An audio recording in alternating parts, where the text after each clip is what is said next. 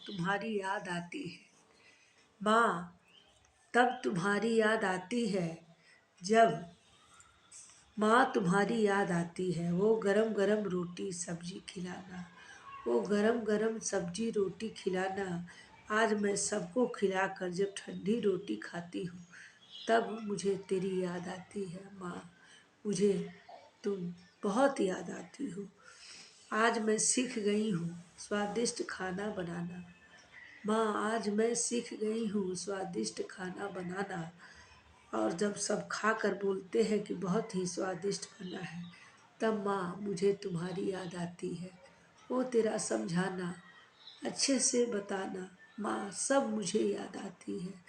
माँ तब तुम मुझे बहुत याद आती हो, इसलिए अब तो मैं रूठती भी नहीं। माँ अब तो मैं रूठती भी नहीं, क्योंकि कोई मनाता भी नहीं है, क्योंकि कोई मनाता भी नहीं। माँ अब मैं रूठना भूल गई। माँ अब मैं रूठना भूल गई, क्योंकि रूठने के बाद कोई मनाता भी नहीं। तब माँ मुझे तुम्हारी याद आती है।